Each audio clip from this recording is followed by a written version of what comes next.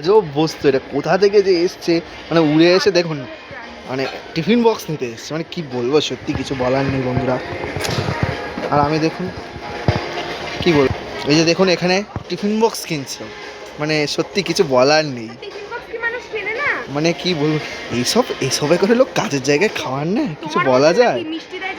মানে মিষ্টির কৌটো, মানে মিষ্টির কৌটোতে তো খাবারটা খাওয়া যায়, তবে এই বক্স আপনারা দেখুন বন্ধুরা, দেখুন কিনে নিয়েছে, নেবেই, আর কি যেটাকে নেবে। দেখুন দেখুন আপনারা দেখুন, আর দেখুন আমার অবস্থাটা, আমি সেই পাগলটার মতনই থাকি, কি আর বলবো।